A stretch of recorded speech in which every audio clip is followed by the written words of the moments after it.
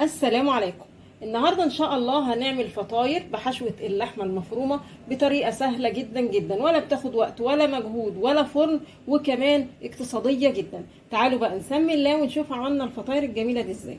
هنحضر الاول عجينه الفطاير. معانا هنا كيلو دقيق، هنضيف عليه معلقه كبيره سكر، نص معلقه صغيره ملح، اقلبهم كويس كده مع بعض، وبعدين اشرب الدقيق نص كوبايه زيت، انزل كده بالزيت على الدقيق واحده واحده كده واقلب.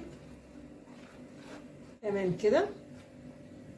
بعد كده هلم الدقيق بقى بميه تكون دافيه واحده واحده كده، وافضل اعجن في الدقيق لحد ما يبقى معايا عجينه كده طريه.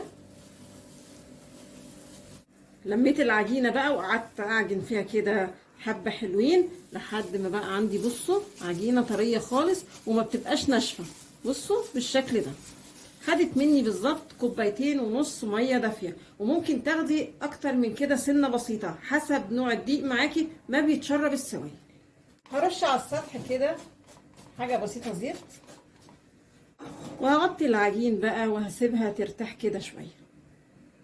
عبال العجين ما يرتاح ربع ساعة كده ولا حاجة هحضر الحشوة. جبت هنا معايا بصل مفروم وفلفل ولحمة مفرومة، وزي ما اتفقنا قبل كده ان حشوة اللحمة المفرومة ما بستخدمش اي مواد دهنية ولا سمنة ولا زيت، بعتمد على شوية الدهون اللي بتبقى معانا في اللحمة، وبشوح المكونات كلها مع بعضها، وبتطلع الاخر حلوة وزي الفل.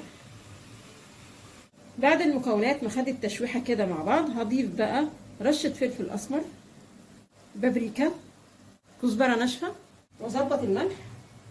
خلاص كده الحشوه جاهزه وزي الفل، ولازم تكون مفلفله يعني مش خارج منها اي سوائل. بصوا مفيش اي سوائل خارجه منها.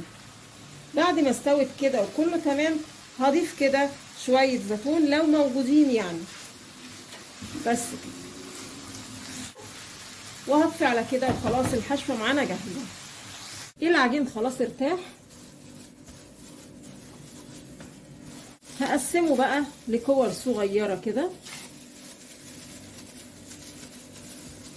ويكون عندي طبق هنا كده مدهون زيت، هرص بقى كرات العجين كده عليه. تمام كده. هغطيهم بقى بكيس تلاجة علشان الوش ما ينشفش. هنجهز الفطاير، نبططها بس كده شوية، بس برضو ما نرققش العجين قوي علشان تستحمل الحشوة وما تتفتحش.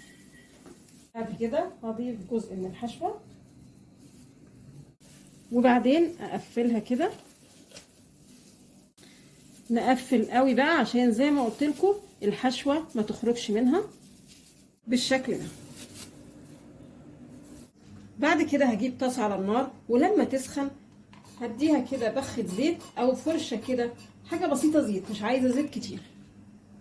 بعدين ارص كده عليها الفطاير، وبعدين ادي برضو على الوش بخة زيت بسيطة كده علشان الفطاير معانا وشها ما ينشفش. بعد دقيقتين 3 ابتدي كده اشوف ايه الاخبار.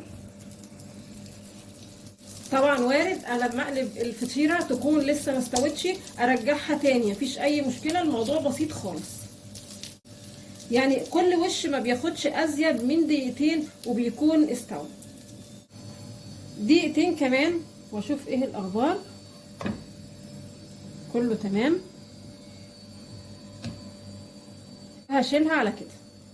خلاص كده خلصنا الفطاير. عايزه اقول لكم انها ما خدتش حشوه اللحمه المفرومه كلها، انا خدت جزء بسيط منها والباقي هعمل بيه وصفات تانية ان شاء الله. يعني الوصفه النهارده اقتصاديه جدا، وممكن ما تحطيش لحمه مفرومه اصلا، رغم ان احنا حطينا حاجه بسيطه. ممكن يعني مثلا لو حته جبنه كده وتخرطي عليه قرن فلفل، برده هتبقى الحشوه ممتازه. وده الشكل النهائي معانا للفطاير، ما خدتش معانا وقت خالص. جبت كام واحده كده وقسمتهم 2 عشان عايزه اوريكم بقى الفطاير من جوه شكلها ايه. بصوا هشه خالص ومنفوخه، مش مكتومه، العجين مش مكتوم، رغم ان احنا ولا حاطين بيكنج باودر ولا خميره ولا اي حاجه خالص. يا رب النهارده الوصفه البسيطه دي تكون عجبتكم، وانتظرونا ان شاء الله في فيديو جديد، وما تنسوش الاشتراك في القناه.